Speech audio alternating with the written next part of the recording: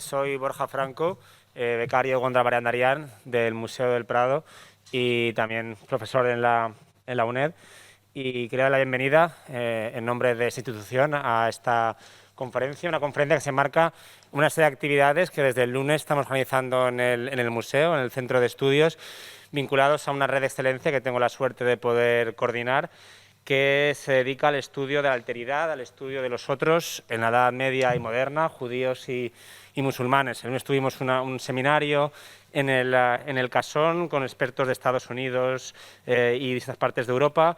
Ayer hicimos un directo en Instagram hablando de una pintura y concluimos con una conferencia de la profesora Elena Díez Jorge, a quien agradezco enormemente que haya aceptado venir. Contaba un poco margen de tiempo y con una complicada agenda, de hecho está corriendo a otro congreso que tiene este viernes. Entonces se marca en una serie de colaboraciones que estamos haciendo en esta apertura que el Prado está teniendo a la universidad, que agradecemos muchísimo al director de la Escuela del Prado esta colaboración con la universidad y construir conocimiento todos juntos, ¿no? Y así más dilación paso a presentar a la profesora Díez Jorge, que es catedrática de Historia del Arte en el Departamento de Historia del Arte de la Universidad de Granada.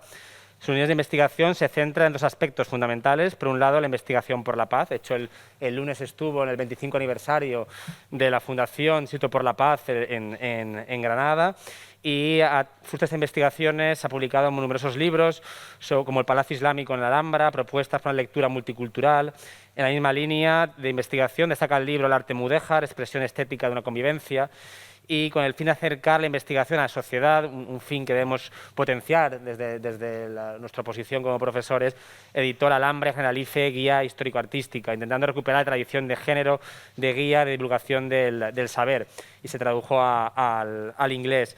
Ha publicado muchísimos libros, fruto de su dilatada carrera, e investigadora principal de proyectos de Plan Nacional, y el último de ellos, en el proyecto de Puertas para Adentro, el último, Vestir la casa, espacios, objetos y emociones en los siglos XV y XVI, ¿no? Otro aspecto que trabaja mucho es el tema de género, el papel de las mujeres y la arquitectura, las mujeres dentro de la sociedad multicultural, otra línea que seguramente hoy también trabajará en su ponencia, y luego aparte su labor gestora, ¿no? Ha ocupado cargos importantes como directora de Secretaría de Patrimonio de la Universidad de Granada, vicerrectora de Patrimonio, Infraestructura y Equipamiento de la Universidad de Granada y coordinadora de proyectos europeos sobre patrimonio de las universidades europeas dentro del programa Rafael.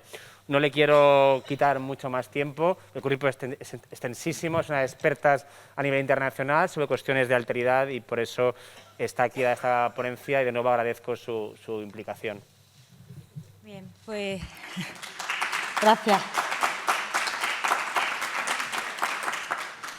Bueno, buenas tardes, muchísimas gracias al Museo del Prado por la invitación y la iniciativa, y muchísimas gracias, Borja, también por el impulso a este tipo de actividades y por la presentación. Bueno, espero que pasemos hoy una hora que disfrutemos y que veamos algunas de las obras que se custodian en el Prado pues, de otra manera. Sin más, empiezo y quiero que imaginen que estamos en un día frío, lo es, no hay que imaginar mucho, pero imaginamos que es un día frío de enero en Granada y 1492. Sigamos con nuestra imaginación y trasladémonos en el tiempo a ese año de 1492, con bullicio de tropas cristianas entrando en la ciudad. Los granadinos musulmanes apenas se enteran porque el ruido de los soldados y sus firmes pisadas no se aprecian en las calles del centro. No se ven los estandartes ni suenan las trompetas. Están entrando con cuidado por otra zona de la ciudad menos poblada, tal como se había acordado antes de rendirse el último sultán nazarí. Ahí está la ciudad de Granada, esta es del siglo XVI, pero bueno, nos hacemos una idea de cómo sería esa ciudad. Los cristianos van a ocupar la Alhambra por la Bab al-Gudur, que tiempo después se conocerá como la Puerta de los Siete Suelos. Ayer, los granadinos estaban bajo el gobierno de los nazaríes, aunque eran vasallos de Castilla. Los otros, los de más allá de sus fronteras, eran los cristianos.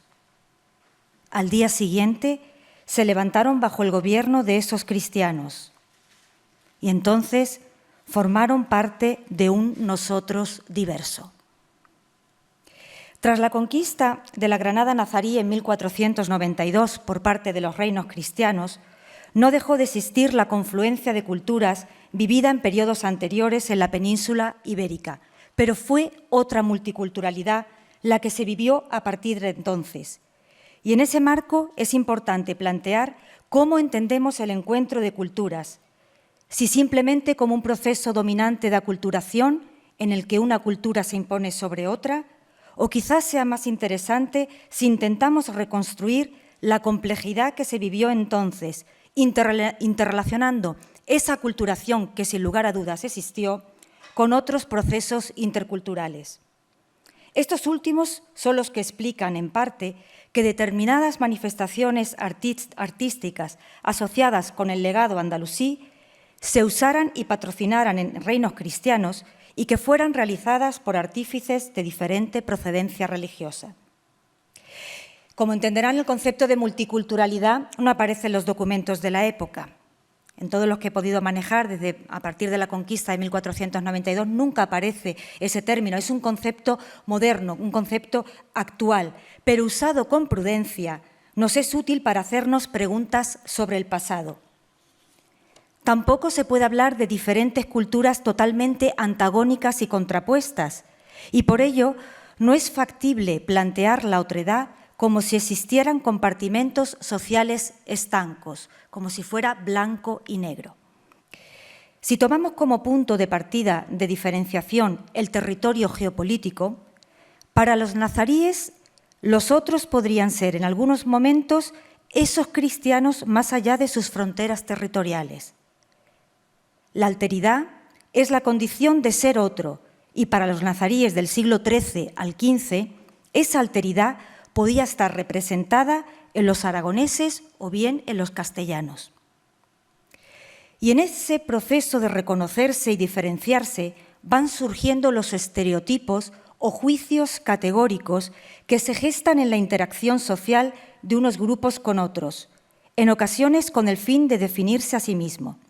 Y en cierta manera es lógico que surjan al querer identificarse con unos y distinguirse de otros. El problema es que se suele hacer como si fueran inmutables, que no pueden cambiar y además se aplican de forma generalizada a todo el grupo. Si me permiten, por poner un caso muy sencillo y que yo creo que se puede entender bien, es como si dijéramos, o es absolutamente simplista, pensar que todos los hombres, por ejemplo, son machistas o que todas las mujeres tienen un instinto maternal. Hay diferentes formas de ser hombre y hay diferentes formas de ser mujer. Entonces, tenemos que intentar evitar hacer discursos excesivamente simplificadores, aunque a veces los necesitamos para reconocernos dónde nos ubicamos y dónde se ubican otras personas. El problema es que a partir de discursos excesivamente simplificadores es fácil que surjan los prejuicios, que ahí ya se implican juicios con valor negativo. Es innegable que tras el conflicto bélico que supuso la Guerra de Granada, había ciertos recelos por ambas partes.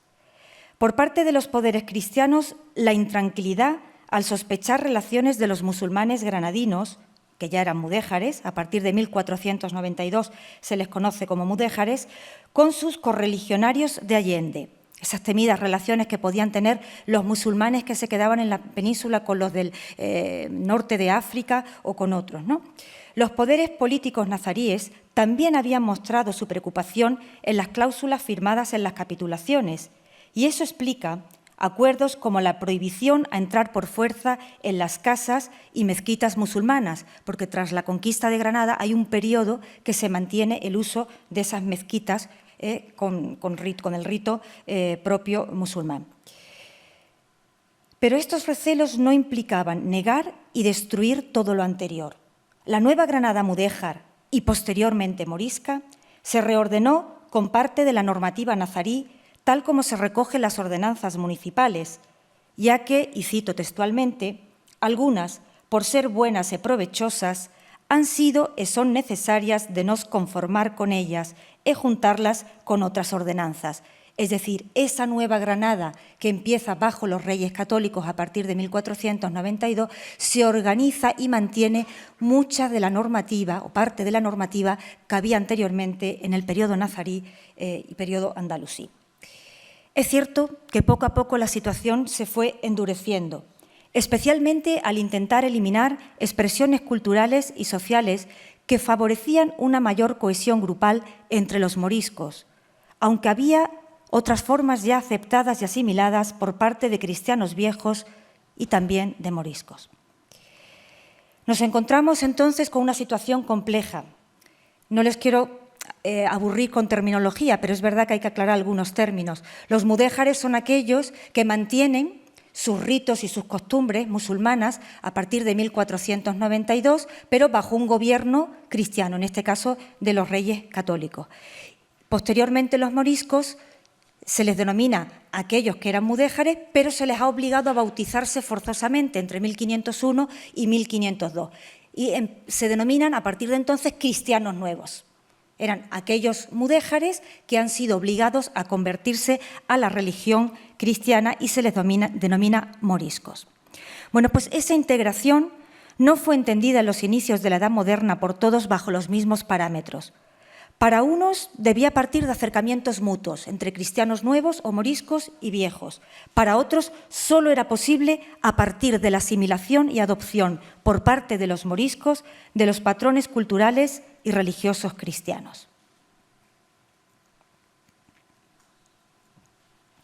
Con todo lo dicho, nos ubicamos en el plano de analizar el pasado para entender el presente y, ¿por qué no?, hacer una perspectiva de futuro.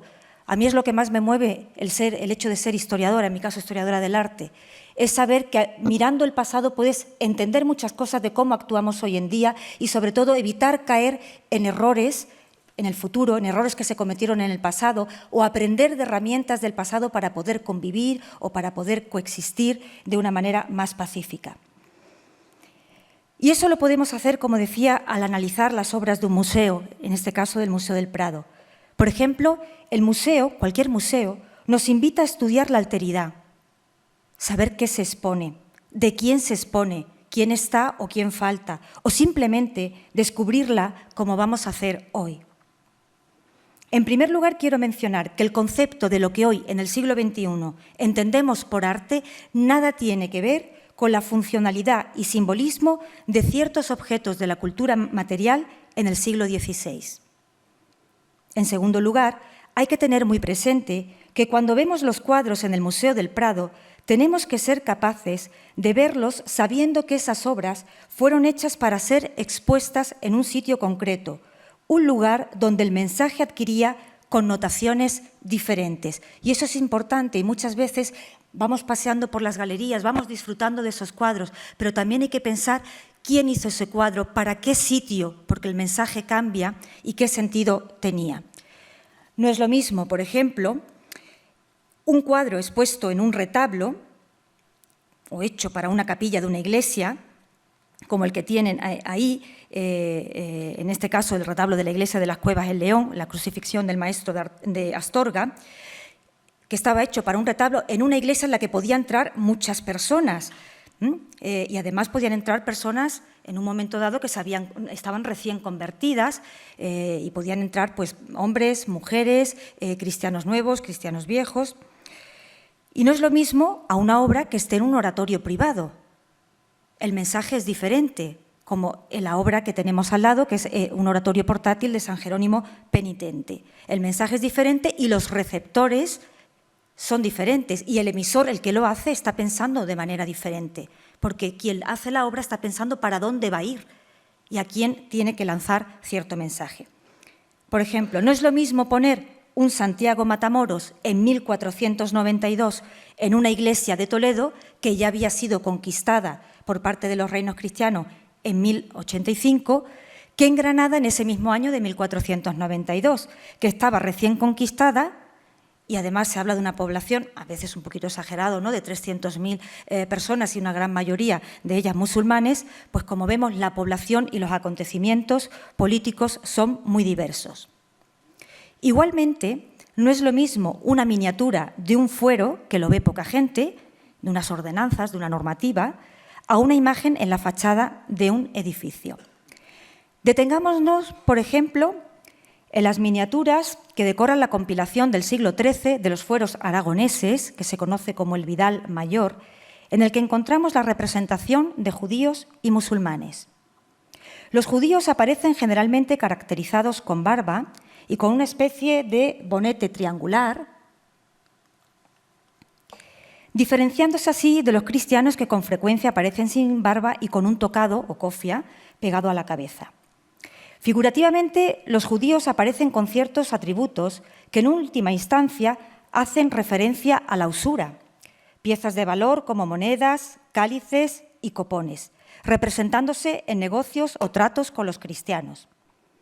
En otras miniaturas del mismo códice también aparecen dedicados a la venta de tejidos y piezas de orfebrería, como se ve en algunas de las que están expuestas. Los judíos son asociados y representados, en este caso, con la usura y el comercio, cuando a día de hoy, con lo que ha avanzado la historiografía, sabemos que una gran parte de los judíos no se dedicaban ni todos a la usura ni todos al comercio. Es decir, había judíos que se podían dedicar a otro tipo de artesanía, a otro tipo de oficio, desde la panadería o a otros tipos de trabajos, como decía. En el caso de los musulmanes, las miniaturas del Vidal Mayor nos ofrecen unos hombres con piel muy oscura y el pelo rizado.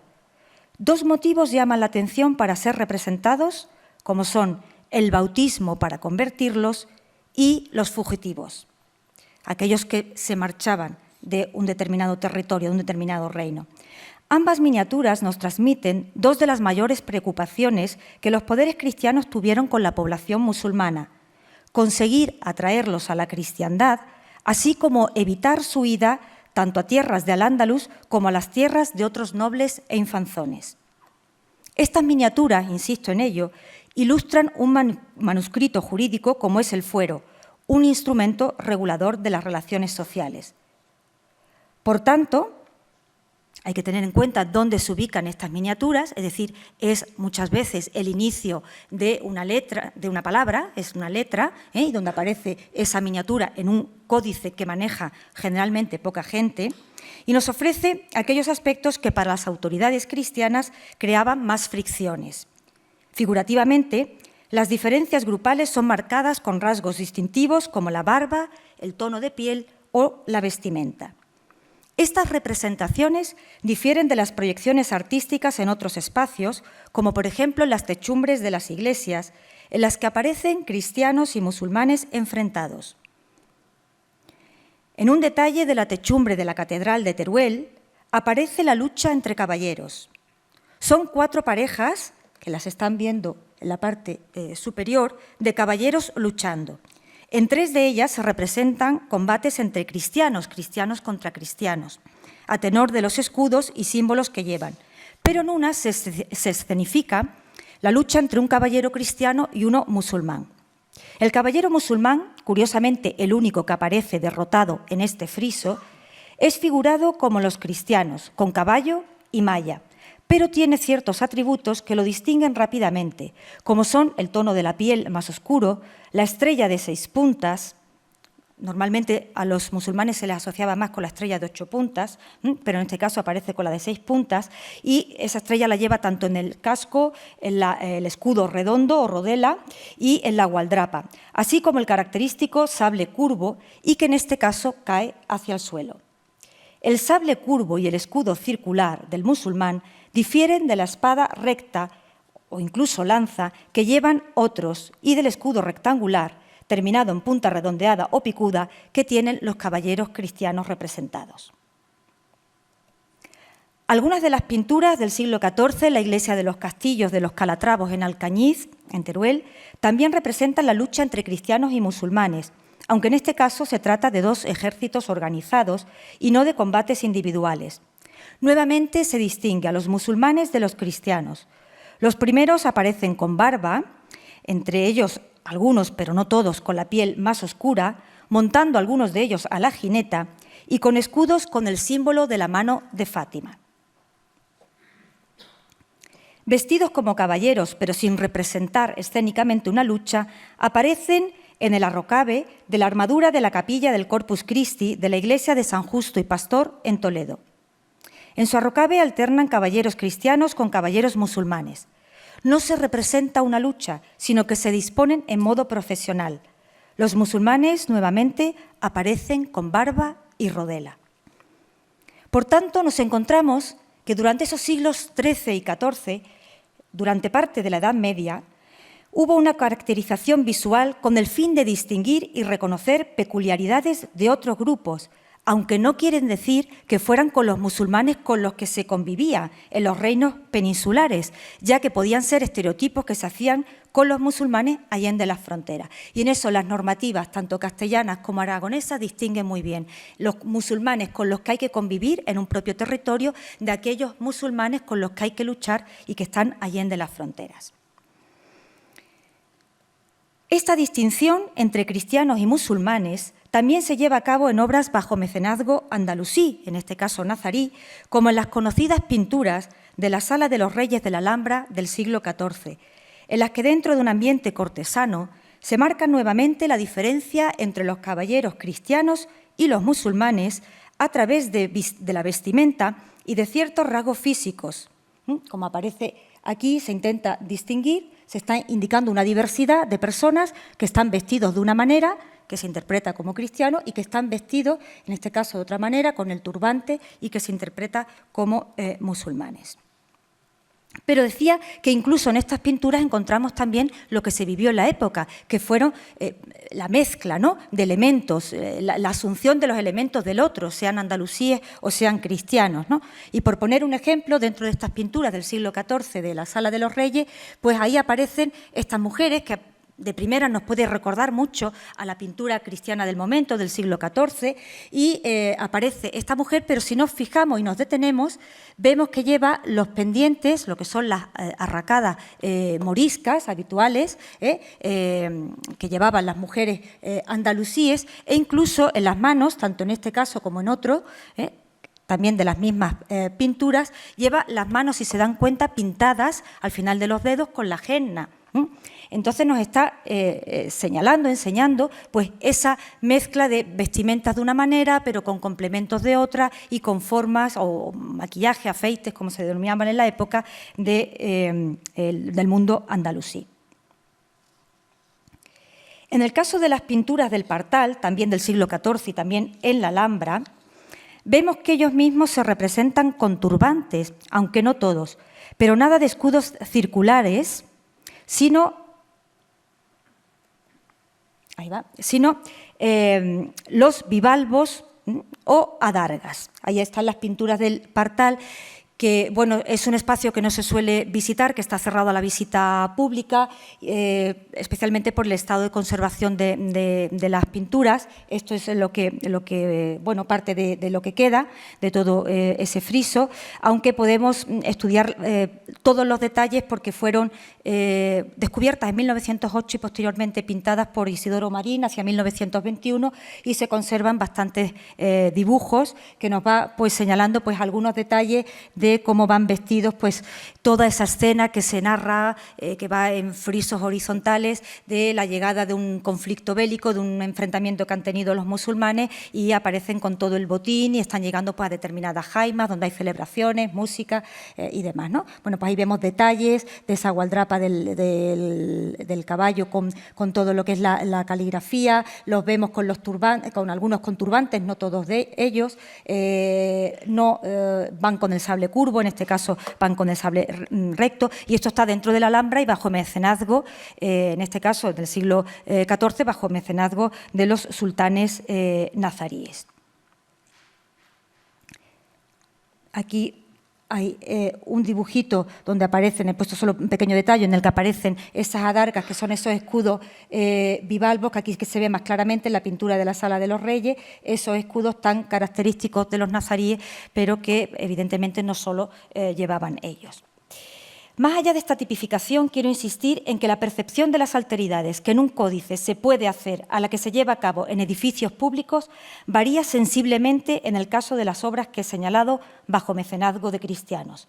desde los problemas que genera la convivencia en el primer caso, el del fuero, a la exaltación de la lucha contra el infiel en el segundo, que lo hemos visto sobre todo en pinturas de edificios. Y aunque los discursos cambian por los acontecimientos políticos, igualmente se construyen arquetipos con las imágenes en el siglo XVI.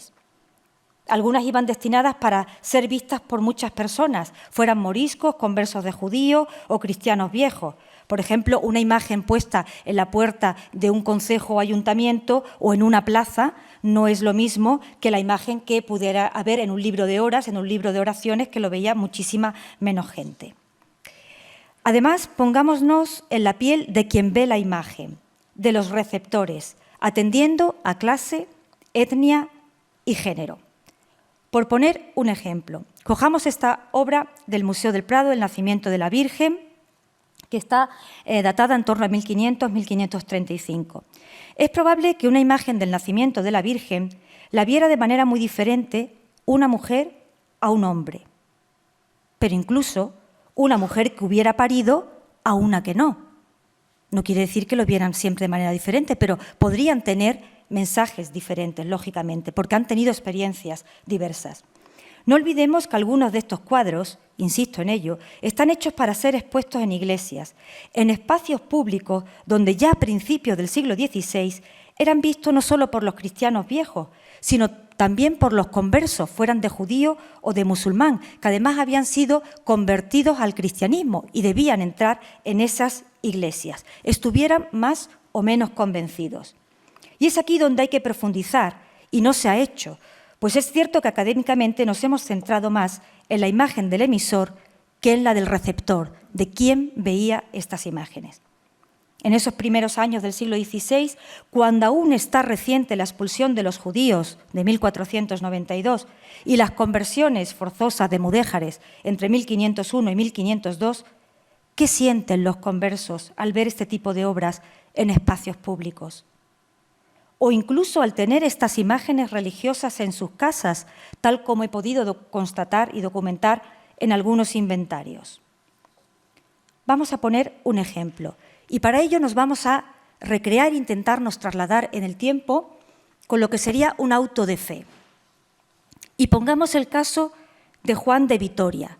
Juan de Vitoria es un platero, converso de judío, que realiza, según la documentación que he encontrado, platero de obra morisca. O sea, la mezcla está convertido al cristianismo, se le acusa de ser converso de judío y de mantener algunas cuestiones del judaísmo, y es platero de obra morisca. Así aparece la documentación, insisto.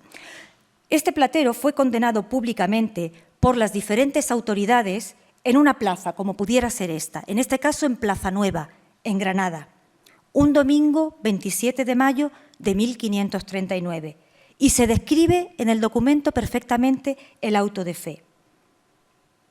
Delante de él, delante del dicho Juan de Vitoria, estaba en pie este condenado con su hábito de penitencia, con una candela en las manos en el cadalso, que era una tarima o un tablado, de los penitentes, siendo los dichos señores inquisidores e ordinario. Dieron e pronunciaron ante el dicho Juan de Vitoria una sentencia que le fue leída en voz alta e inteligible, por la cual condenaron al dicho Juan de Vitoria a cárcel e hábito perpetuamente. Y además, en público, declararon todos sus bienes, derechos y pertenencias que pasaban a ser confiscados por la Cámara y Fisco Real. En el expediente de su secuestro de bienes se ve que contaba, y cito textualmente, con una imagen de mi señora con su hijo en brazos, es decir, una imagen de la Virgen con el niño. Y yo me pregunto, ¿qué sentiría este converso con esa imagen de la Virgen mientras la tuvo en su casa? ¿Y qué sentiría después al recordarla en medio de Plaza Nueva, en medio de un acto público, cuando fue condenado? Otro aspecto interesante es que elementos artísticos destacaban las fuentes cristianas de los siglos XV y XVI de los musulmanes andalusíes, pues nos ayudan a desgranar aquellas facetas y expresiones de la alteridad que resultaban más extrañas más admiradas o bien cierto rechazo y recelo. Se destacaban las armaduras y techumbres, su policromía dorada. Esto en las fuentes aparece muchísimo, ¿no? Destacaban de los andalusíes y de los nazaríes especialmente todas esas techumbres, los jardines, la perfección en los edificios y construcciones para el almacenamiento y distribución del agua. Se mencionan especialmente los buenos trabajos con incrustaciones de maderas buenas. La admiración por este tipo de objetos de taracea y trabajos es conocida. Y así lo vemos en la taracea de la Virgen de la Leche con el Niño entre San Bernardo de Claraval y San Benito, que es un poquito anterior, de principios del siglo XV, quizás de Pere Lembrí. Como ven, aparece ahí en ese especie de, bueno, en todo lo que es el sillón, el trono, aparecen esos elementos que pudieran ser perfectamente de taracea y de esa taracea andalusí. De fechas similares es el retablo del arzobispo don Sancho de Rojas, entre 1412 y 1415, de Juan Rodríguez de Toledo, en el que si detenemos la mirada vemos en la pintura de la Virgen con el Niño que el estrado presenta también un tipo de taracea. Igualmente, la silla episcopal de la obra Santo Domingo de Silos, entronizado como obispo, de Bartolomé Bermejo, aparece nuevamente esos detalles de taracea. Desde luego es un trabajo apreciado y admirado, aunque no toda la taracea fuera andalusí, pero sabemos de ella desde época califal y especialmente desde la época nazarí, donde alcanzó prestigio por su pericia técnica basada en embutir piezas muy pequeñas y generalmente con la labor de lazo, esa labor que hace pues esos motivos de estrellas de 8 puntas, esos cuadrados que van girando 45 grados para formar esas estrellas de 8 puntas que a veces se juntan con otros y van creándose esos enlaces. Pues decía que ese tipo de motivos es lo que se conoce como labor de lazo y que aparece también en imágenes de taracea como estas del Museo Arqueológico Nacional, con esas estrellas de 8 puntas que son del siglo XIV, pero que luego se continuaron en etapa mudéjar y morisca, es decir, durante todo el siglo XV y, por supuesto, a partir de la conquista, durante todo el XVI. Quizás por esta asociación no extraña que las pinturas de 4 profetas pertenecientes al banco de un retablo del maestro Becerril, ya de 1525, solo pone taracea en la silla y en la lira de aquellos que llevan turbante, que son el profeta Isaías y David, que evidentemente no se relacionan con musulmanes, sino con judíos de Israel. Parece como si a vista del pintor o de los ojos cristianos, lo otro, parece como si fuera lo otro, sean judíos, sean musulmanes, Oriente, lo que venga de Extremo Oriente en este caso, quedara bien representado con esos turbantes y taraceas.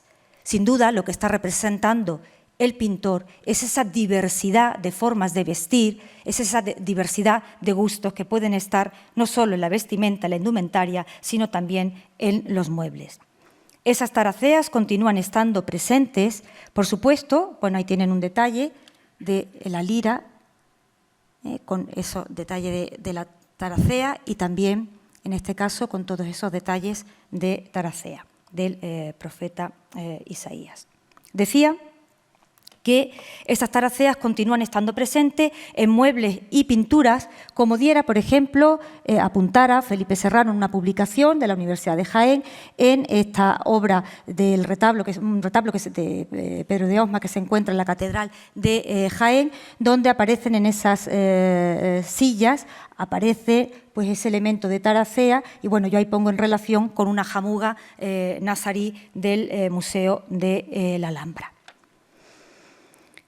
Otros aspectos podrían ser los guadamecíes o trabajos de cuero que tanto prestigio alcanzaron en la Córdoba andalusí y que parecen vislumbrarse en algunas obras como la Virgen de los Reyes Católicos, que pudiera ser un guadamecí, no quiere decir que lo sea, pudiera ser porque era habitual tanto los guadamecíes como los paños con brocados dorados, pero sí queda la sensación como ese guadamecí, que es el cuero repujado, que se hacía mucho en dorado, pero también con otros tipos de policromía y que tanto éxito alcanzaron en lo que fue el periodo andalusí, pero que luego encontramos muchísimo en inventarios finales del siglo XV y a lo largo de todo el XVI.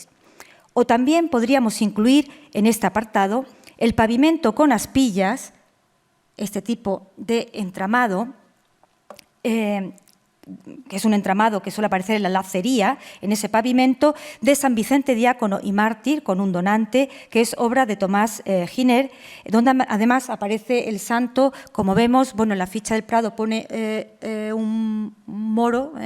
Quiero decir que en la documentación de la época la palabra moro aparece tal cual, ¿vale? No se habla de musulmanes, bueno, se puede hablar también de musulmanes, pero aparece con muchísima frecuencia moro, ¿vale? Bueno, que en este caso se interpreta como un moro, aunque sabemos que San Vicente también tuvo una encarnizada lucha o intento de conversión de los judíos. Bueno, aparece aquí nuevamente el turbante y yo lo que quiero es que se fijen en ese pavimento donde hay todo ese entramado y esas aspillas habituales que aparecen cuando hay un entramado de lacería. Este reconocimiento en los reinos cristianos del virtuosismo técnico y decorativo en algunos objetos como taraceas, guadamecíes y cerámica arquitectónica debió contribuir a crear la sensación de una relación positiva, valorando a los individuos de más allá de la frontera como sujetos creadores. O permítanme que también, no solo identificando a otros, sino a veces incluso como elementos transculturizados, es decir, aceptados y adoptados como propios, como pueden ser los guadamecíes o ese cuero que hemos visto y que se toma como propio. Es un trabajo que puede hundir sus raíces o la técnica en el mundo andalusí, pero que llega un momento en que ya no se sabe ni que es del mundo andalusí, sino que es tomado como propio por los cristianos. Sin embargo, también había sobre la cultura material del mundo de Al-Ándalus valoraciones negativas, centradas principalmente en el régimen político islámico del ya conquistado, consolidando la idea de un sistema político anterior erróneo, corrupto y vicioso que debía ser suplantado.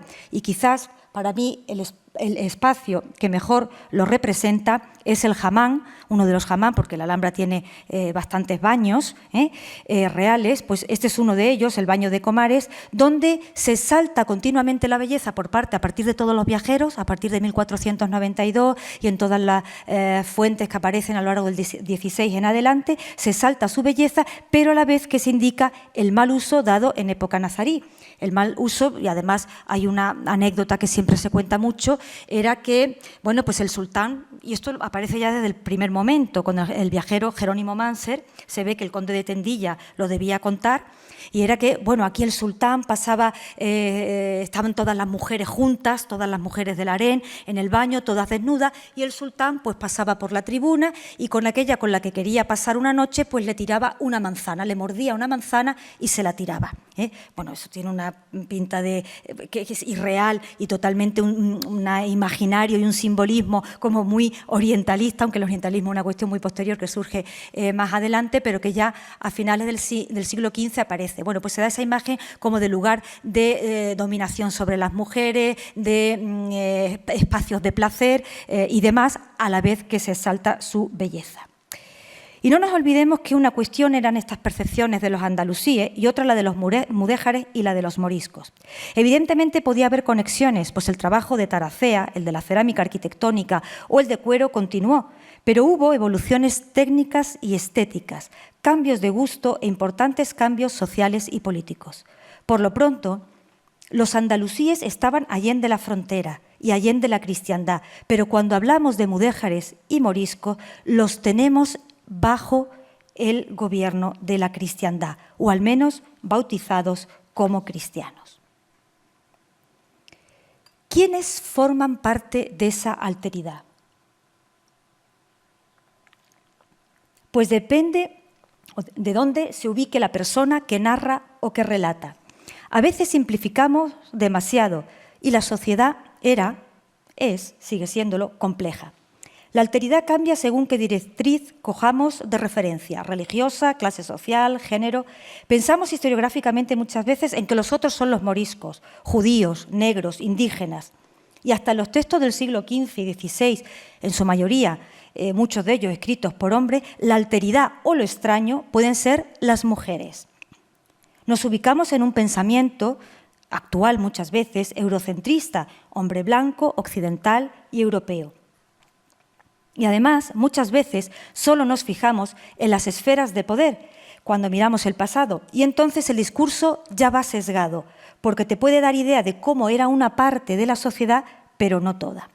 Este proceso de la alteridad nos pasa a todos, es decir, según cómo nos ubiquemos, y hagan ustedes la propia práctica o experiencia. Es decir, puedo ser a lo mejor español porque estoy dentro de las fronteras de España, pero me siento más andaluza o me siento más madrileño, o ahora soy persona andaluza, pero además soy mujer y además soy de tal ideología o de tal religión o de tal. Es decir, según qué directriz cojamos, así nos incluimos en un grupo o en otro.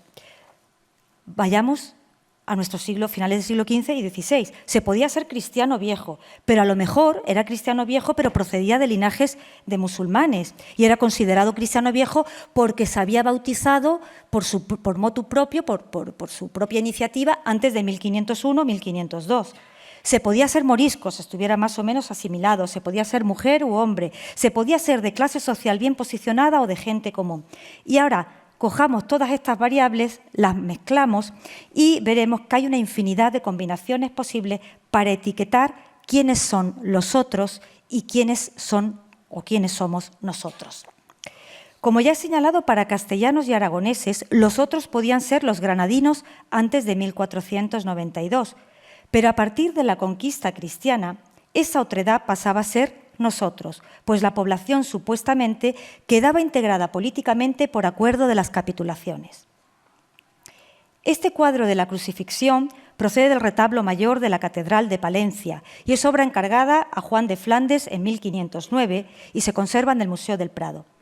Para algunos autores, la ciudad del fondo pudiera ser una representación de la Alhambra.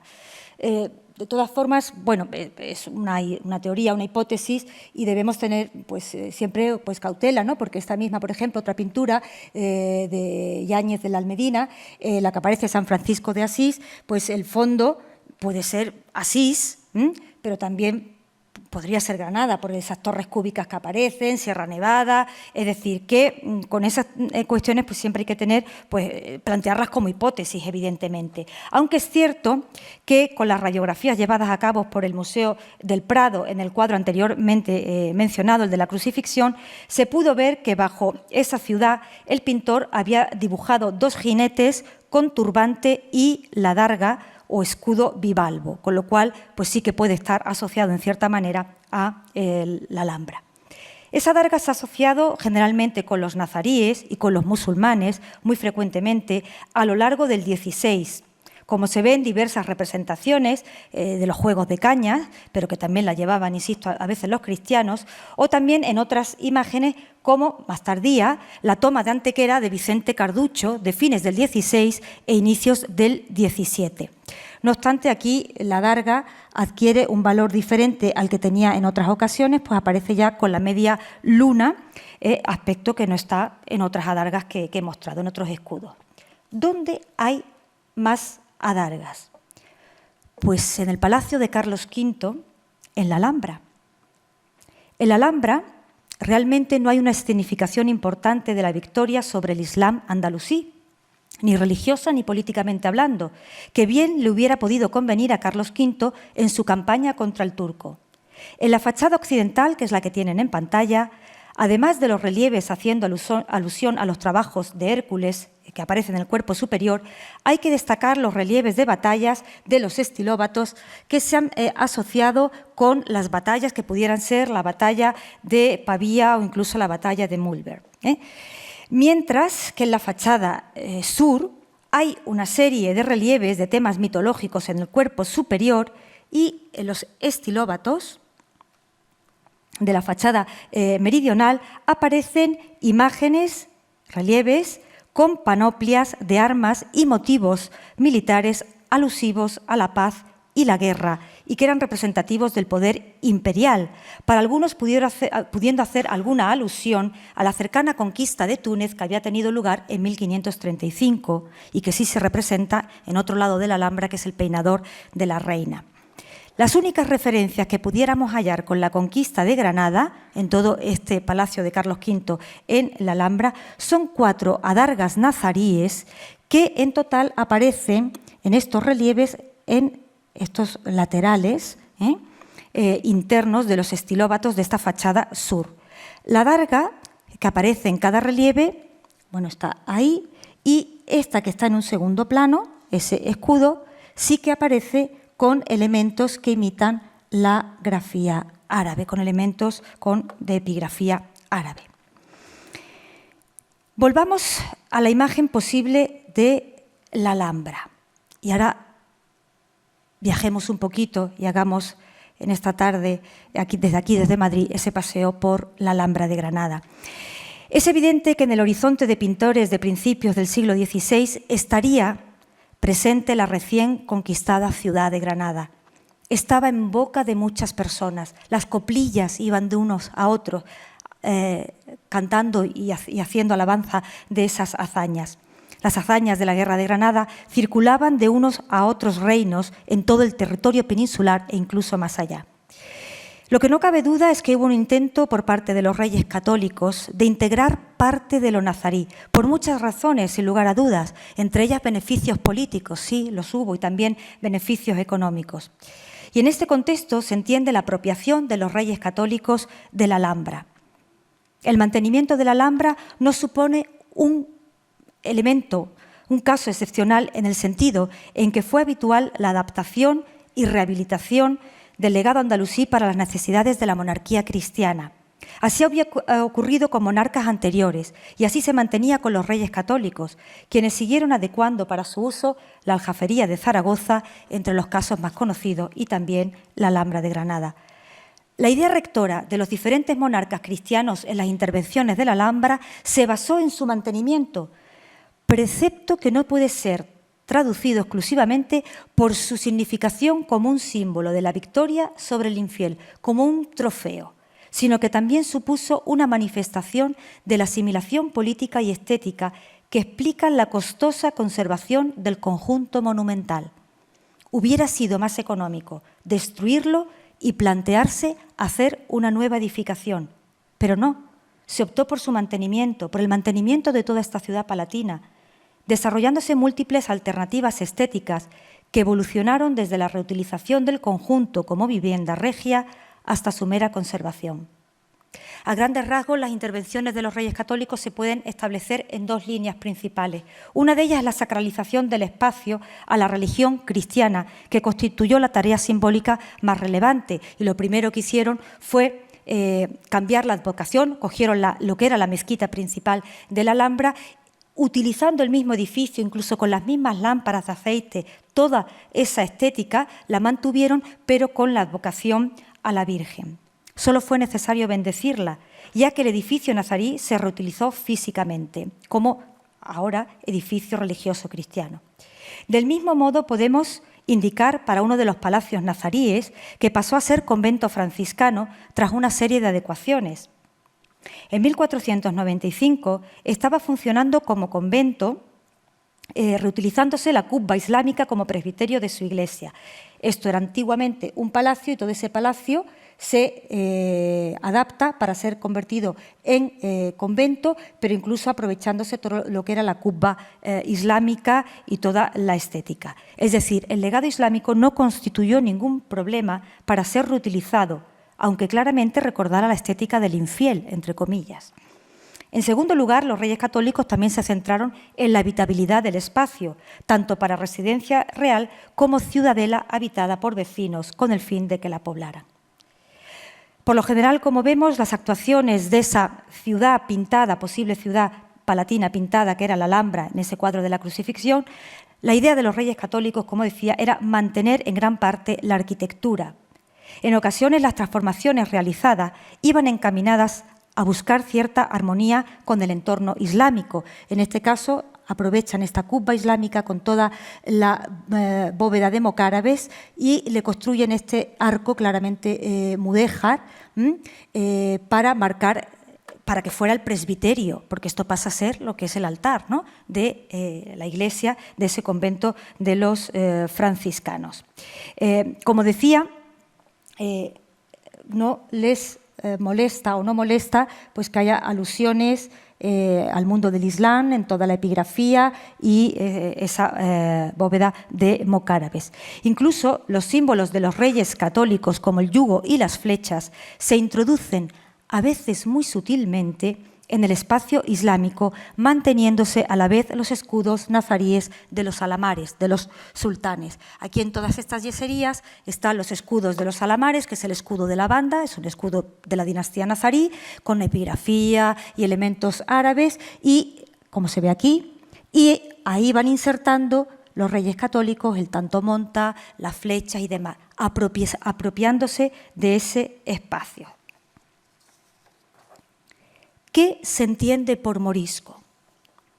La terminología de la época es compleja y llena de matices. Moriscos, nuevamente convertidos, nuevos convertidos, nuevamente convertidos de los moros mudéjares. Todo esto es que aparece así, tal cual. O sea, fíjense, nuevamente convertidos de los moros mudéjares.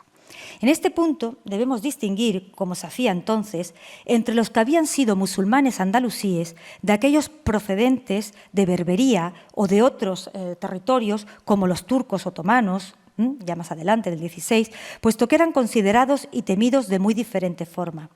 Pero además no podemos pensar en los moriscos como un bloque homogéneo. Hay que distinguir entre los moriscos de diferentes territorios. Los granadinos, los aragoneses, los castellanos son diferentes, son moriscos diferentes, tienen costumbres y elementos diferentes. A ello hay que añadir que hubo una evolución en la percepción hacia los moriscos que tuvo un cambio relevante a partir de la rebelión de las Alpujarras, me estoy refiriendo a 1568-1571, y la posterior deportación de los moriscos granadinos a otras ciudades y villas alejadas del Reino de Granada. En los propios documentos de después de la expulsión de esos moriscos sublevados de las Alpujarras, se distingue entre el que ha quedado en Granada, que es un morisco que no se sublevó, que era, entre comillas, vamos a decir, bueno, ¿vale? Y el morisco llevado, el que se le expulsó a otras tierras y fuera de Granada, que es el que se tenía constancia de que se había asociado con los que se habían unido a la rebelión de las Alpujarras.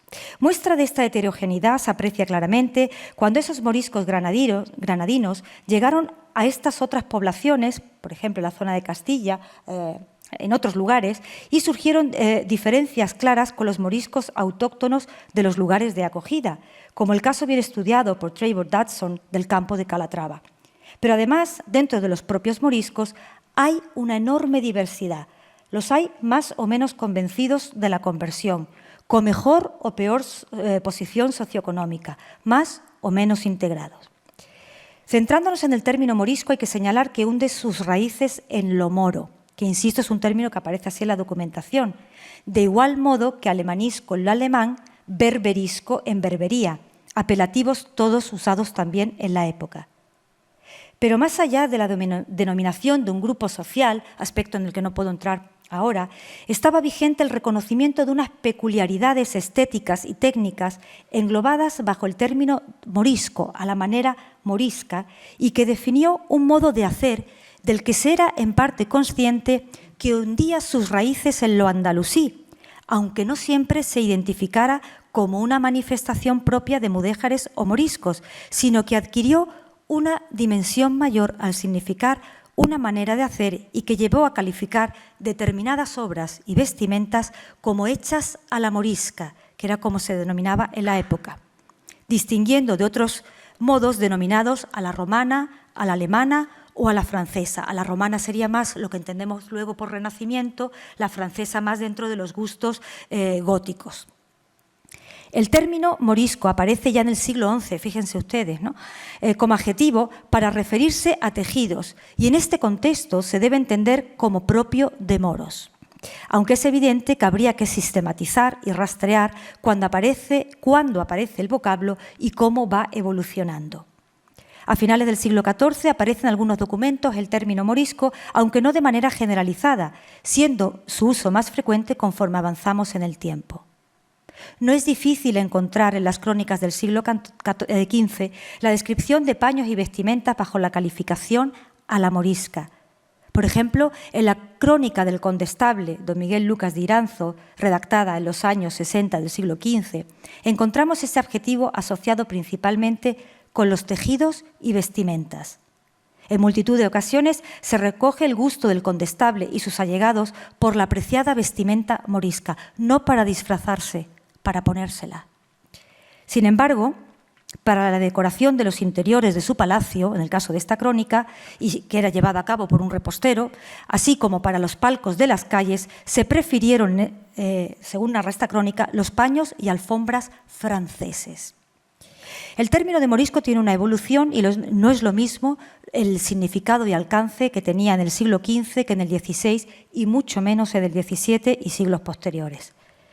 Centrándonos en el XVI, aparece el término en diversas manufacturas de las ordenanzas de Granada del siglo XVI, pero no quiero que piensen que era algo, entre comillas, local por la situación vivida, puesto que, por ejemplo, aparece esa denominación a la morisca en otras ordenanzas, como en las de Córdoba, aparecen las ordenanzas sobre pintores en 1493, al referirse al arte de los moriscos, haciendo alusión a pinturas sobre techumbres y también sobre cuero.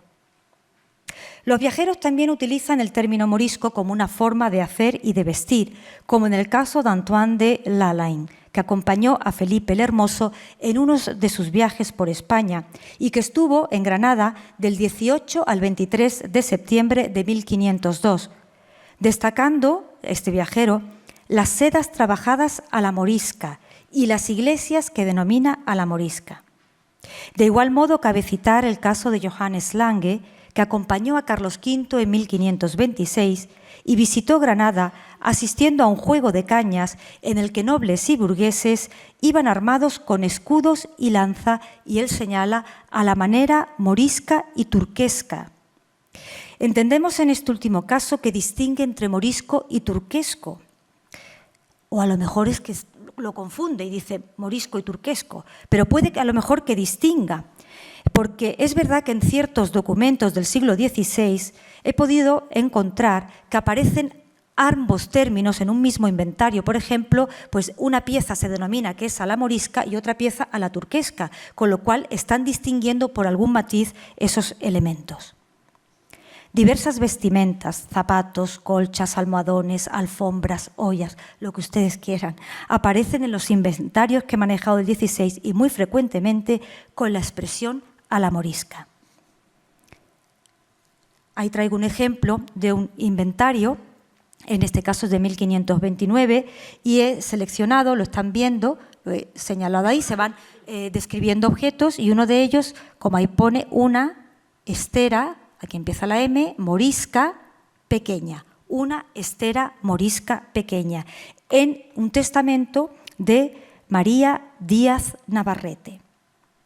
También encontramos estas expresiones, por ejemplo, en azulejos moriscos, que aparecen en la documentación del siglo XVI, aunque no es habitual en las cuentas y pagos de la Alhambra de esa época, pero es interesante ver que se pide un estilo de hacer azulejos que se identifica con una manera que se llama a la morisca. Así pues, definamos la manera morisca como una forma de hacer que no siempre hacen y llevan los moriscos. Los moriscos es un grupo social amplio, complejo, pero no siempre estas cosas las van a hacer los moriscos. Podemos distinguir, pero no me cabe la menor duda que algunas asociaciones habría y no lo podemos entender como dos conceptos ajenos el uno del otro. Me pregunto hasta qué punto un cristiano viejo asociaba con sus vecinos moriscos esta estera morisca que aparece así documentada en el documento mostrado. Veía una estera o una vestimenta a la morisca y pensaba en sus convecinos cristianos nuevos o moriscos, ¿identificaba esos objetos a la morisca con ellos? ¿O estaría disociada la idea de morisco como persona con la de calificar a las cosas a la manera morisca? Y si se asociaba con ellos, ¿podemos hablar de admiración por este tipo de productos y, en cierto modo, cierta empatía con ellos? ¿Y un morisco? ¿Se identificaba claramente con esta estera que se decía que era morisca? Como es comprensible, la casuística es muy amplia y, sin duda, dependería del grado de asimilación del morisco, así como del tipo de objeto. Y entre los objetos, del que no hay duda que se reconoce su valor, es el de los textiles. Bueno, ahí está la maravillosa imagen de Santa Catalina, que yo creo que no se cansa uno de mirarla y volverla a mirar. Tiene algo que te enamora, que te encandila, ¿no? En esta imagen de Santa Catalina, la santa, una santa religiosa, aparece con la vestimenta, como es bien conocido, con caligrafía árabe. En la cenefa superior del corpiño se leen dos cartelas, y agradezco aquí a mi querido compañero José Miguel Puerta Vilchez, que es compañero del Departamento de Historia del Arte y Arabista, sus apreciaciones, ¿no? Aparece en esas dos cartelas, una a cada lado, esas palabras en árabe que vienen a traducirse como la permanencia o la eternidad es de Dios, y es muy similar a como está en la Alhambra y en otros lugares. Desde luego, da la sensación de que quien lo pintó lo imitó muy bien, sabía lo que hacía. Incluso también en el detalle de la manga, que aparece ya con la caligrafía cúfica, pues en el detalle de la manga se ve que conocía muy bien y están hechos muy bien los trazos, y parece que copió, insisto, muy bien o un tejido o incluso conocía bien el modelo, ¿no? Esos elementos pues aparecen, como hemos visto, esa cartela que hemos visto antes en el corpiño, pues es frecuente en la Alhambra, con ese tipo de enlaces, la epigrafía cúfica que está aquí, está en la Nashi o cursiva, aquí está la epigrafía cúfica, que hay más epigrafía cúfica que va dando la vuelta, con ese tipo de elementos y de enlaces que nos están recordando claramente, esto es de la Alhambra, lo que tienen en la yesería, que estamos pudiendo asociar claramente con el vestido de Santa Catalina. Hay más ejemplos en el Prado de tejidos con caligrafía árabe, como la Virgen del Uso de Fernando Llanos. Otra imagen es la de la Anunciación del Maestro de las Islas, cerca de 1500, en que nuevamente hay caligrafía, en este caso en la alfombra, aquí aparece esa caligrafía claramente legible, con caligrafía cúfica, como tienen señalado arriba, con la soberanía es de Dios y gracias sean dadas a Dios. Es verdad que aunque es legible y mantiene unos rasgos muy frecuentes, insisto, también en muchos ejemplos, yo pongo el de la Alhambra, pero hay más ejemplos, en este caso hay algún detalle un poquito más tosco y diferente de lo que sería habitual. Pero desde luego, en conclusión, podemos decir que en este caso también hay que afirmar que es una inscripción cúfica correcta. En este sentido, cabe recordar la importancia de los textiles andalusíes, que los textiles andalusíes tuvieron, puesto que fueron admirados y muy apreciados por los reinos cristianos peninsulares, de ahí su reutilización y adquisición. Estas ropas y alfombras con caligrafía árabe muestran el aprecio y consideración que se les tenía y cómo su valor, ya sea por las sedas usadas, por la pericia técnica, hicieron que se utilizaran por las élites poderosas. Era un signo de rango y no extraña que aparezcan para dar magnificencia a los personajes de estas pinturas. A veces aparecen con caligrafía que tiene significado y muestran un conocimiento por parte del que lo pintó o que copió con detalle un modelo.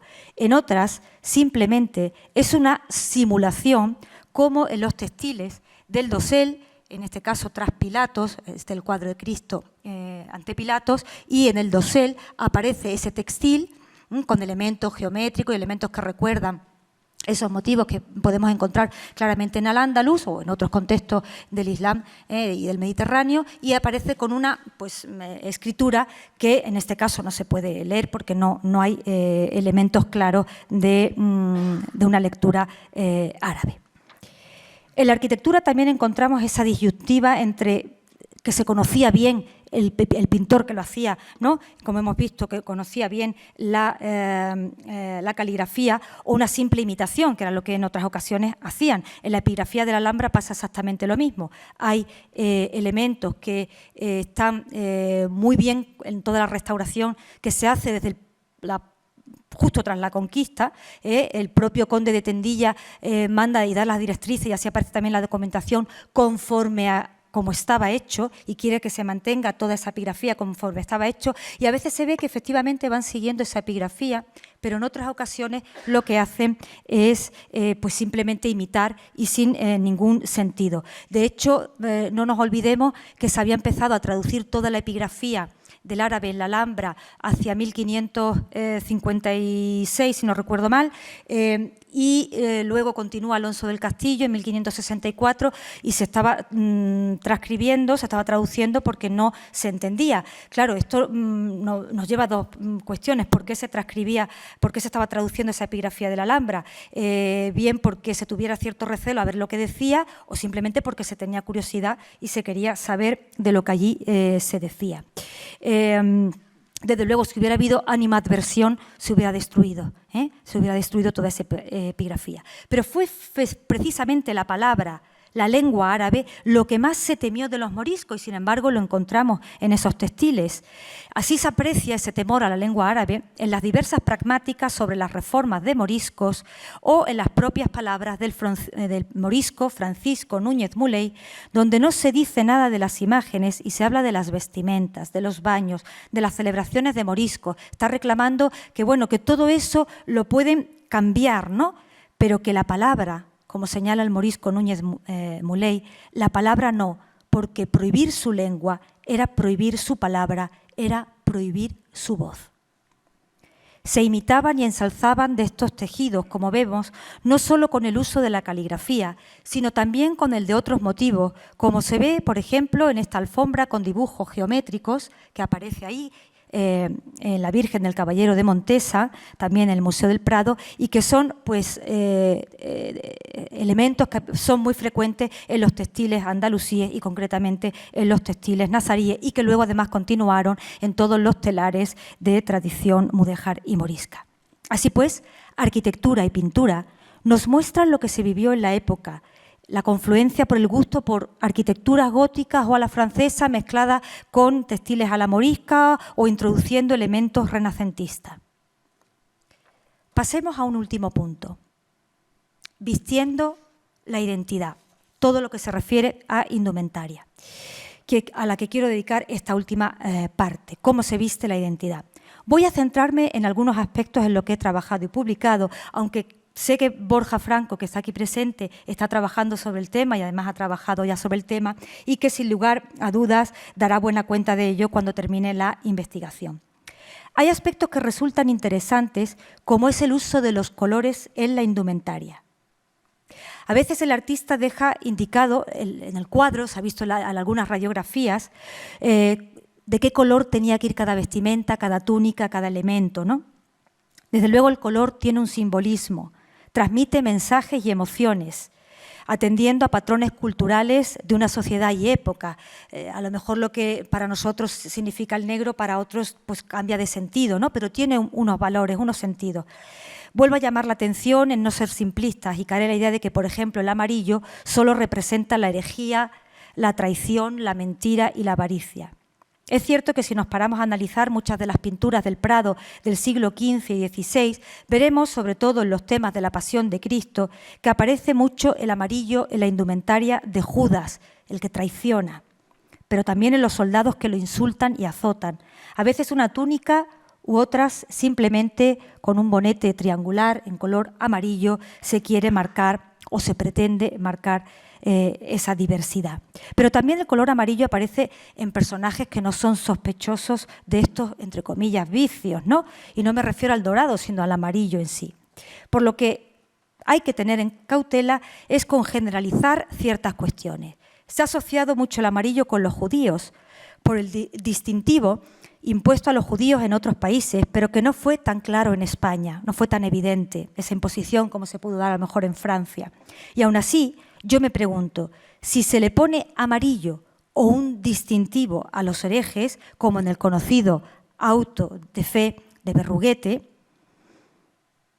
y específicamente, insisto, a los judíos, el amarillo, es porque quizás si no se los ponían, no se les reconocía fácilmente. Y en este sentido leo unas palabras. Si la secta de Mahoma tuviera traje propio, en todas partes había de ser uno, pero el hábito no hace al monje. Vemos venir a los cristianos, clérigos y legos de Siria y de Egipto vestidos a la turquesca, con tocas y cafetanes hasta los pies. Hablan arábigo y turquesco, no saben ni latín ni romance, y con todo son cristianos. Visten a la morisca, o como quiera, o a la turquesca en este caso, están hablando arábigo, como dice Núñez Muleiz en estas palabras, y con todo son cristianos. Estas eran las palabras, como decía, del morisco Núñez Muleiz en 1566 en un conocido memorial que fuera recogido por Luis del Mármol Carvajal. Se intentaba defender que llevar unas vestimentas a la morisca no era señal de que se fuera mejor o peor cristiano, ni de que se estuviera más o menos integrado. Núñez Muleiz, representante y portavoz de la comunidad morisca granadina, llamaba de este modo la atención en la necesidad de comprender la diversidad cultural.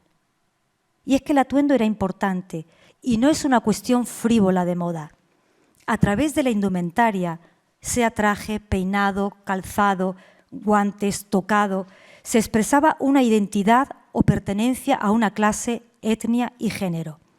En los tratados de indumentaria de la época, en lo que se llaman los libros de trajes, es frecuente que las descripciones de trajes de hombre partiesen de su procedencia geográfica a la que se sumaba su rango social, si era un noble, si era clérigo o los diversos oficios. Sin embargo, en el caso de las mujeres y junto a su procedencia se destacaba su estado civil, nombrándose entonces si era doncella, virgen, desposada, casada, viuda o cortesana.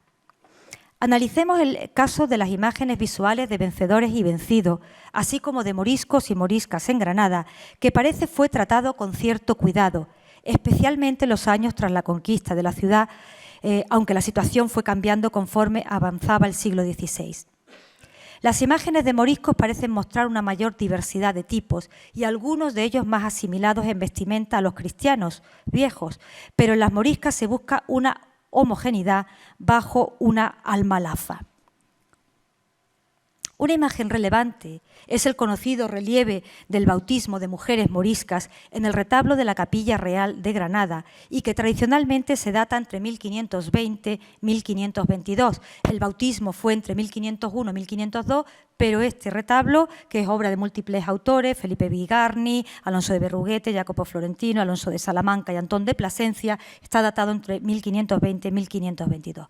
Todas las moriscas que aparecen en ese bautizo aparecen con la almalafa, cubriendo parte de la cara, con ese velo, con ese manto. En la frente ciñen algunas de ellas una cinta, algunas no la llevan, y se deja ver parte del cabello. Llevan los zaragüeyes, esto de aquí, y son esos zaragüeyes que llevaban atados hasta la rodilla, como unas tiras, y llevan los zapatos con punta redondeada. En el caso del relieve de la Capilla Real, la última restauración, en el caso de los relieves de la Capilla Real, decía, la última restauración ha permitido recuperar el color surgiendo los azules, rojos, blancos y verdes, algo real en las vestimentas y tejidos de la época, como nos indica la documentación. El color estaba muy presente. En el caso de los moriscos, el relieve de los moriscos, hay mayor diversidad. Si se fijan ustedes, aparecen sin turbante, con sombrero, con barba, sin ella, de tez negra, otros más blancos y de diferentes edades. Sería interesante analizar los diferentes turbantes y tocados masculinos de este relieve y, sobre todo, si los comparamos con el imaginario creado por entonces. En el propio relieve, en el propio retablo, en el relieve de los reyes católicos entrando con los ejércitos cristianos, aparece lo que podría ser guardia morisca y aparecen esos personajes con otro tipo de turbante, de igual modo que se ven otros relieves, como el de Boabdil entregando las llaves de la ciudad. Hay un sinfín de modalidades de ponerse el turbante y representarlo, y de ello creo que un buen laboratorio para analizarlo podrían ser las obras que se custodian en el Prado. La imagen de las moriscas de la Capilla Real se debe entender con lo que se registra la documentación de archivo de la época, pues no es tan clara una homogeneidad a la hora de vestir las moriscas frente a las cristianas viejas, pues fue frecuente que cristianas viejas tuvieran en su haber esas almalafas y vestimentas y enseres a la manera morisca junto con otras a la castellana. Las imágenes literarias, normativas y visuales nos presentan a las mujeres especialmente bajo un mismo prisma más homogéneo si cabe que los hombres. Moriscas y cristianas viejas eran ante todo mujeres y por eso se explica que hubiera prohibiciones y normas comunes a unas y a otras. Por ejemplo, determinados cargos de la ciudad, como era el de obrero mayor, lo que era el alarife, el arquitecto, entre comillas, de la ciudad, tenía que haber 2 cristianos nuevos o moriscos y 2 cristianos viejos, es decir, podía haber de una y otra procedencia, pero sin embargo no podía haber ninguna mujer, daba igual, cristiana morisca, cristiana vieja o morisca, no podía haber mujeres en ese cargo. En ocasiones sí se establecen diferencias entre cristianas viejas y nuevas y estas últimas representaban la más obstinada de las amenazas, bajo continua sospecha de falso cristianismo. Insistimos, se trataba de una sociedad en la que las mujeres de una u otra procedencia no eran consideradas como ciudadanas. Y en este contexto debemos entender lo complicado que debió ser mujer y morisca. A los viajeros de la época les llamaba mucho la atención las mujeres de Granada, sus formas de vestir, sus joyas, sus afeites. Al leer las descripciones y cotejar con la documentación, parece que las que más despertaban curiosidad eran las moriscas y especialmente las vestimentas. Sería interesante conocer la percepción de mujeres foráneas a Granada, de viajeras, pero hasta la fecha no ha aparecido o no nos ha llegado ningún documento de ninguna viajera del siglo XVI que pasara por la ciudad. Desde luego, a tenor de la documentación, se sabe que los ajuares de la morisca de cierta clase eran ricos y llamativos en cuanto a variedad de ropas y joyas, dominando siempre colores vivos, telas vistosas. No es evidentemente comparable con el de moriscas de menor rango social, pero aún así, en estas moriscas más pobres, podríamos decir, las notas de color nunca faltaban para la ropa de vestir personal y también para la de vestir la casa. Basta ver los inventarios de moriscos del Reino de Granada para descubrir en las vestimentas el terciopelo verde, el damasco carmesí o coloridas marlotas, combinando el verde y el azul, el morado con el colorado, esa combinación de colores que hoy nos parecería casi imposible, pues se combinaban, el damasco morado con franjas de oro por delante. El color también estaba presente en casas y atuendos de cristianas viejas, paño para el suelo blanco y dorado, almohadas de seda azul, de seda negra, paños de mano de seda verde, es decir, el color en casas de unas y otras. Es evidente que había una indumentaria reconocida como morisca, usada por unas y otras, por viejas y por nuevas, por las moriscas y por las cristianas viejas, y que en un determinado momento, no siempre, fue objeto de control porque en ella se veía un apego a las tradiciones. Esta indumentaria, la morisca, es recibida así por los círculos oficiales, pero también por la población más llana, por la gente común, como en el caso de rapto de una morisca, ya en 1560. En ese rapto se narra que los propios testigos hablan de que la mujer iba en hábito de morisca. Esta morisca y el uso de la almalafa, vestidura que cubría todo el cuerpo hasta los pies, levantaba sospechas, como se aprecia en una ordenanza de 1513, para que las mujeres no vistieran a la morisca, aunque curiosamente la orden muestra una mayor preocupación por las cristianas viejas, a las que se insta para que no vistan como las moriscas ni lleven almalafa, ya que dan mal ejemplo a las nuevamente convertidas. Yo creo que las cristianas viejas dirían que aquellas iban pues estupendas, iban divinas, y porque no iba a vestir yo también con esas telas ricas, ¿no? Y se produce esa mezcolanza y esas confusiones.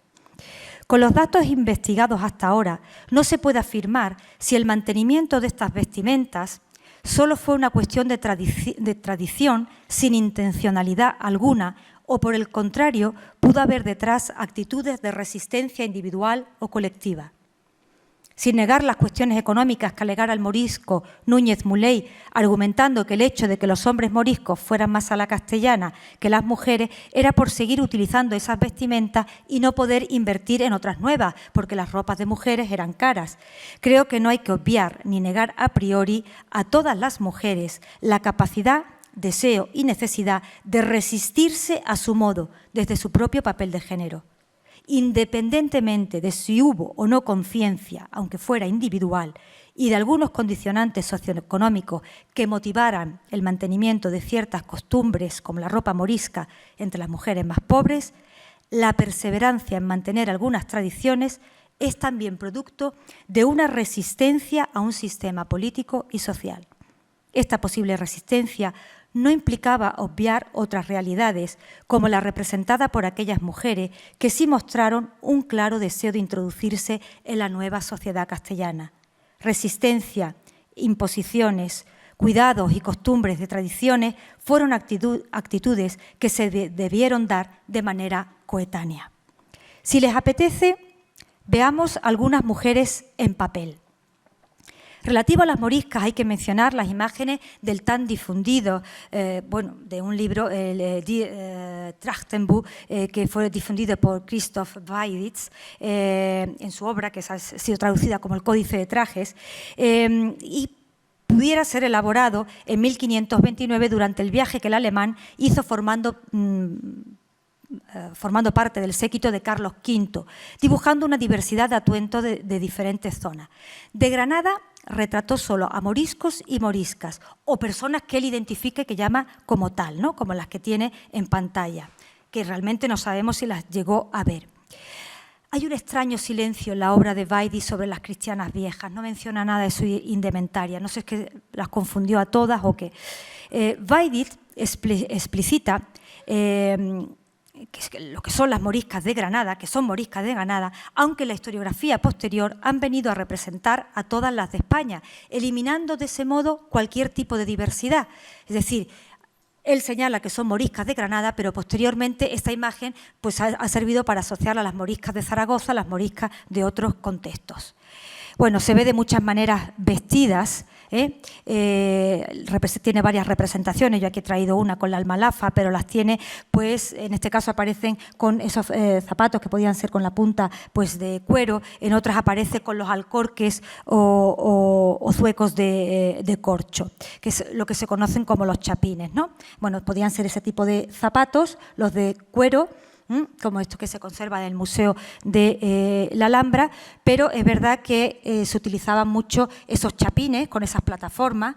Hay algunas de vértigo, sobre todo en la zona de Venecia se utilizaban algunas realmente altas, ¿no? Y aparecen pues, esos chapines, como vemos aquí en estos dibujos de esos libros de traje, pero que también, lógicamente, encontramos en algunos cuadros del Museo del Prado, como en este de la decapitación de San Juan Bautista, del maestro de Miraflores, en el que aparecen, pues tanto al fondo como en primer plano, aquí ese detalle, esos chapines que llevaban, aunque se asocia con las moriscas por parte de Weiditz, pero bueno, hemos visto también otras mujeres que lo llevaban tanto cristianas viejas como moriscas. Y ahí esos chapines que se conservan, por ejemplo, en el Museo de la Alhambra, está datado como chapín morisco, bueno, a mí yo prefiero decir chapín, un zapato, que está datado como de finales del siglo XV y del siglo XVI.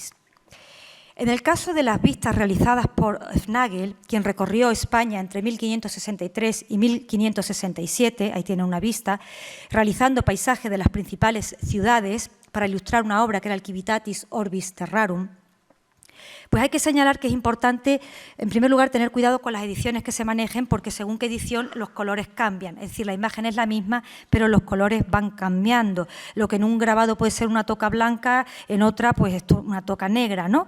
Entonces hay que tener cuidado. Estas que he utilizado son de una edición de 1572.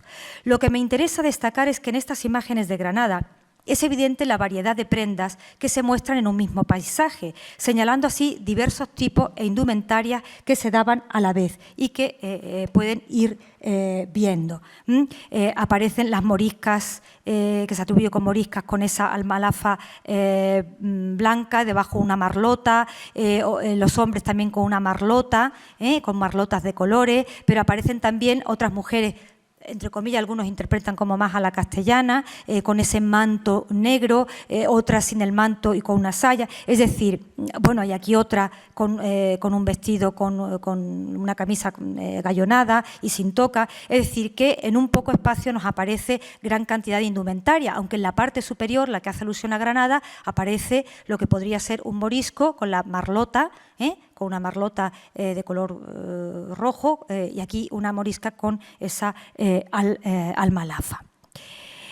En otro autor, en su obra Abiti Antichi e Moderni di tutto il mondo de Cesare Vecellio, reúne casi 500 estampas de traje, tanto de lo que él había conocido directamente como de otros a los que va copiando.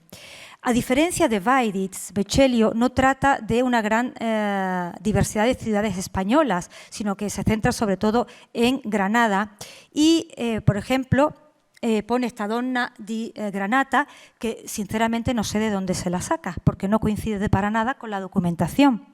La pone con esa especie de capa corta, el tipo de zapato que lleva, esa boina con esa medalla, que incluso Weiditz utiliza para hablar de las mujeres de Portugal, pero aquí ya Vecellio, que seguramente no vino a Granada y que además se ve que mal copió, pues interpreta como mujer de Granada, pero además dice: «E quanto a me pare que sia più simile all'abito delle more di Barbaria», es decir, que a él le parecen estas mujeres de Granada que se parecen al hábito que llevan en Berbería y asocia con las moriscas.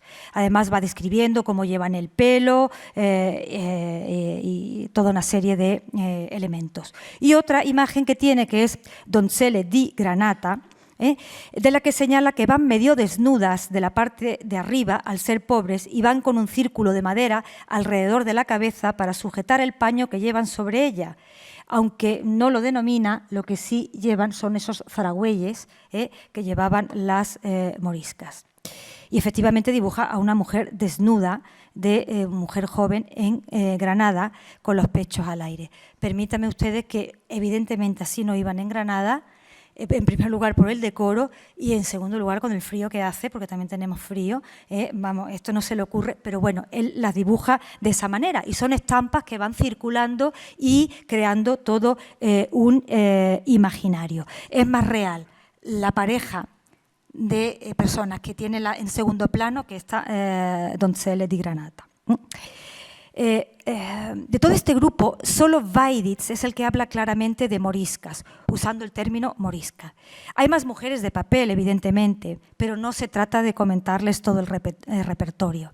Otra cuestión a mencionar de estas mujeres de papel es la de sus rasgos físicos, con los que se las representa, siendo Weiditz en el que se aprecia que tanto moriscos como moriscas de Granada están con una tez más oscura, aunque nunca negra. Vecellio describe que las mujeres españolas son de color oscuro. El color oscuro de la piel había sido por lo general considerado rasgo de fealdad en el horizonte simbólico cristiano. En este punto se debiera contrastar con lo que dicen las fuentes escritas, puesto que sabemos que en la Granada del 16, con negros se hacía alusión esencialmente a esclavos, aunque no siempre, tanto de personas de diferentes etnias del África subsahariana como berberiscos, pero muy pocas veces hablaba de negros moriscos. Y incluso nos encontramos que había moriscos con la tez blanca. Bueno, algo bastante con mucha profundidad ha estudiado Borja Franco, que está aquí presente, y Francisco Díaz Moreno del Campo, en su espléndida obra Pintando al Converso, en el que rompen con algunos de esos tópicos visuales y literarios que se crean sobre la tez, y cuando los contrastas con la documentación, evidentemente ves que se han creado determinados arquetipos. Johannes Lange, por ejemplo, el viajero, describe que la mitad de la población de esos moriscos eran blancos. Esta imagen más o menos fija de la morisca granadina se crea a la par que otras sobre mujeres, entre las que destacan la de la española tapada. Hay que señalar que esta imagen velada de las mujeres fue real, existió, como la que tienen en pantalla.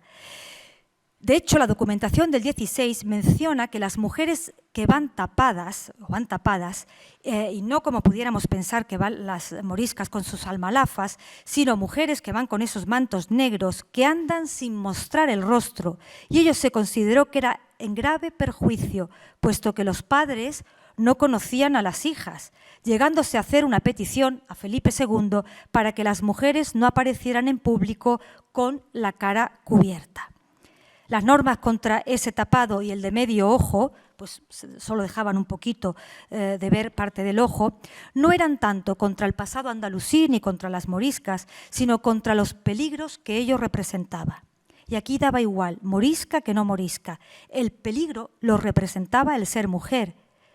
Poder llevar a engaños y atentados contra la honestidad o incluso el elemento de seducción que, según esta documentación, representaba mostrar solo un ojo. También el uso de los chapines que hemos visto demasiado altos se consideró deshonesto. Quienes vieron esas imágenes de estos tratados de Baidis y de Vecellio, estaban esos tratados en las bibliotecas de los granadinos, de todas las que he podido analizar de esas bibliotecas. Hay libros muy curiosos, pero no aparece el libro de Baidis ni aparecen estos libros de Vecellio. Es decir, quedaría reducido para determinado público, pero sin embargo alcanzó un gran éxito hasta el día de hoy en que consideramos a esas moriscas casi con la imagen de Baidis. Me quedan muchas cosas por decir sobre la alteridad, pero creo que es el momento de poner entre paréntesis que esta historia continuará. Pero ya no me tocará a mí hablar, sino a ustedes, pues estoy convencida de que descubrirán por sí mismos, por sí mismas, al pasear por el Prado, las imágenes de un objeto o de una vestimenta hecha a la manera morisca y que quedó dibujado sobre un papel, un lienzo o una tabla y que fue producto de una multiculturalidad vivida con sus aceptaciones, con sus rechazos, con sus inventos y también pintando, ¿por qué no?, la realidad. Muchísimas gracias.